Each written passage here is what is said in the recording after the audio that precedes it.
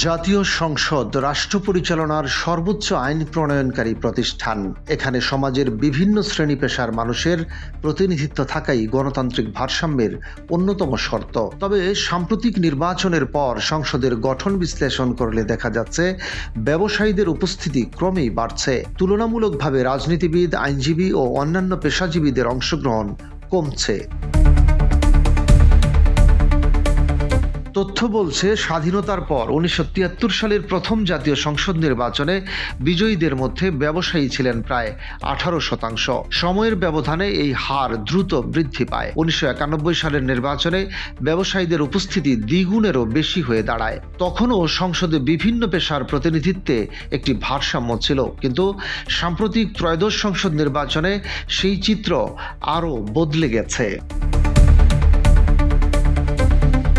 সবশেষ নির্বাচনে বিজয়ীদের মধ্যে 59%-এর বেশি ব্যবসায়ী, সংখ্যায় 174 জন। দল ভিত্তিক পরিসংখ্যানে দেখা যায় বিএনপির 209 জন নির্বাচিত সদস্যের মধ্যে 145 জন ব্যবসায়ী, যা প্রায় 69%। জামায়াতের 68 জনের মধ্যে 20 জন নিজেদের ব্যবসায়ী হিসেবে উল্লেখ করেছেন, প্রায় 29%। এনসিপির 6 জনের মধ্যে 2 জন ব্যবসায়ী।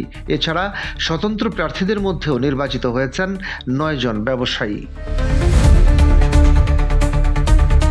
বিশ্লেষকদের মতে অর্থনীতির এই গুরুত্বপূর্ণ সময়ে সংসদের গঠনে পেশাগত বৈচিত্র্যের অভাব নীতি প্রণয়নে প্রভাব ফেলতে পারে। বিশেষ করে রাজস্ব আহরণ, কর কাঠামো ও আর্থিক সংস্কারের মতো সংবেদনশীল বিষয়ে ব্যবসায়ী সাংসদদের অবস্থান গুরুত্বপূর্ণ হয়ে উঠবে। অর্থনীতি বিশ্লেষক মাজেদুল হক মনে করেন, যে দেশে রাজস্ব আয় তুলনামূলক কম, সেখানে যদি আইন প্রণয়নের মূল ভূমিকায় ব্যবসায়ীরা থাকেন, তবে রাজস্ব বৃদ্ধি একটি চ্যালেঞ্জ হয়ে দাঁড়াতে পারে, কারণ ব্যবসায়ীরা স্বাভাবিকভাবেই কর অব্যাহতির পক্ষে থাকবেন।